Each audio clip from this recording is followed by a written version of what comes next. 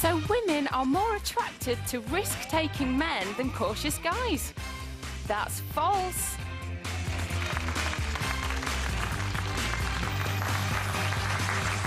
Yes, according to recent research, men assume women will be impressed by such dangerous antics as driving too fast or even bungee jumping. But according to this particular investigation, their risk-taking stunts don't impress the fairer sex, only other guys. You're watching The Right Stuff with David Grant, Larry Turner and our special guest Kate Adie, whose latest book is this, Into Danger. Still to come, is it ever okay for a man to hit a woman? What if she hits him first? What if he thinks she's about to hit him? 0207 173 5555. That's the number to dial. But first, does danger turn you on? Do you fancy adrenaline junkies, or is the notion of dating someone who regularly dices with death a complete turn-off? According to the Daily Mail, new research suggests taking someone you fancy on a white-knuckle ride is guaranteed to lead to a night of frenzied sausage concealment. Yes, forget about candlelit dinners and moonlit strolls. If you want to pull, get her on a roller coaster, bungee jumping or whitewater rafting. Her screams of terror stimulate the brain, which responds by releasing the hormone phenylethylamine. Phenylethylamine, which is the same hormone that produces those giddy feelings you get when you fall in love. But this seems to contradict everything I know about dating, OK? I thought you girls were all looking for good baby-making material. Your primal instincts focus on snaring a guy who can provide for you, who can look after you, not someone who's going to end up brown bread. Right? Does it make any sense to me? Does it make any sense to you, Kate? I think you're confusing two things. Anybody who drives a car fast is stupid. Anybody who actually goes into a burning house to rescue a child is brave. And one is a kind of danger and the other is just a stupid risk.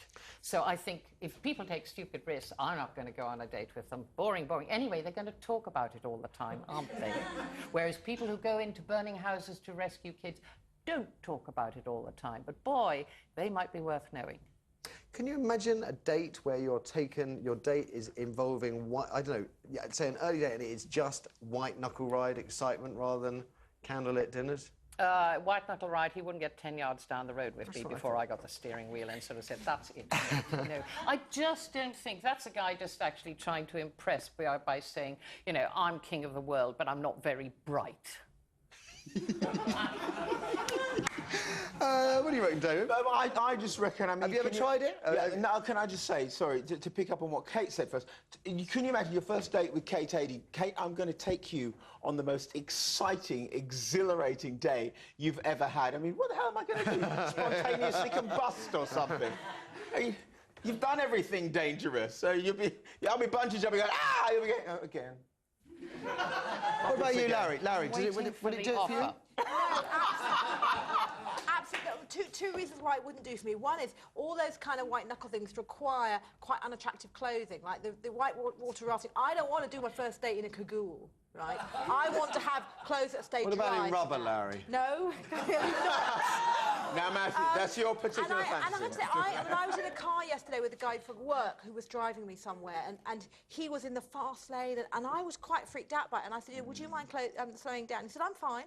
I thought, you might be fine. I'm not fine. Did you have passionate sex later? No. I thought, what an idiot. I thought, what an idiot, and I don't feel safe. Do you know, I can also say, look at the weather. Can you imagine this year you meet somebody, you really fancy them, you're a bloke, you take them out to a fun fair. Let's go on a roller coaster. Let's go bungee jumping. She fancies me, but she died of pneumonia. I mean, forget it. It's mad.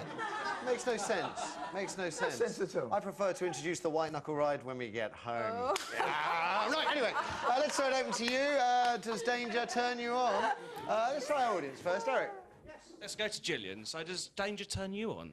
Well, yes, it does. But not for the white-knuckle rides, anything like that.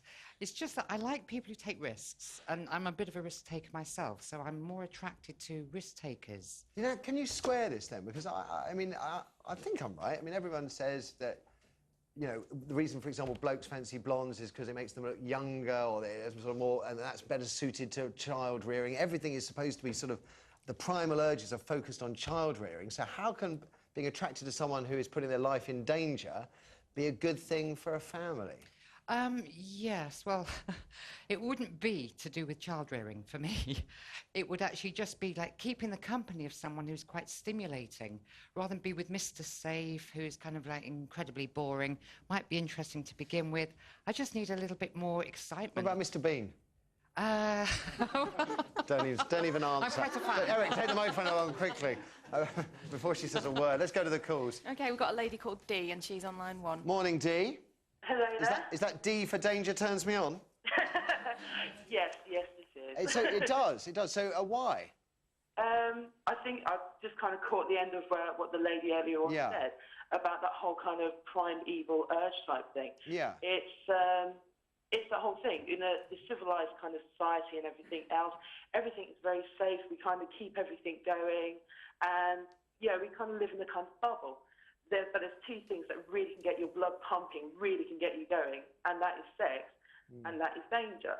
Now, don't get me wrong, I'm not going to kind of go up to a complete psychopath and then spill my beer on them and they go, now that's not... Sorry, Eric. But saying that, if going on a roller coaster, Yeah. of course it kind of gets you going. It's a controlled danger, but it gets your blood pumping, it gets your heart going, and... I mean, I freely admit, when I went on Sky in Alton Towers, one of the things I actually screamed as I was going around was, I want to get married on this ride. It was totally amazing. And I went to a ball recently in Cambridge, and they had one of these really big things that kind of spin you around and everything else. And I got a little bit turned on. I freely admit it. And it was OK, now I've heard enough. They're all coming out today, aren't they? Oh, yes. There's clearly somebody looking for a vicar who was willing. I would have thought it's the point at which, when you're on the roller coaster, you vomit. It's probably not that great a turn on. But we're confusing, I think, the turn on when you see somebody and you think, wow, with adrenaline. Yes. There are two different things But going here, and they're not there's the some same. kind of. But also there's a thing about excitement, somebody who's not risk-averse. And that person doesn't necessarily drive at stupid speeds or like roller coasters. They're not risk-averse in life. They do exciting things in life, surely. Hey, most of the guys I've met who do really, really risky things have been really rather nice, calm pussycats when you get to know them. How interesting. Would you say they would make good... I don't mean to say good fathers as in good fathers to children, but in terms of that they would be steady. These are guys who actually make the really sort of risky judgments, guys in the SAS, guys who do bomb disposal, all of these sort of people. They usually are, not every one of them, but they usually are the sort of guys who are very quiet. They're not the noisy ones in the pub saying where I've been doing the gorilla chest beating bit. I've just Much quieter. They're much quieter, much more controlled, much smarter. And boy, when they have to take a risk, do they take a risk? And they make probably great dads. I'm just going to have a sip of my tea then. Maybe not. After the break, is it ever okay?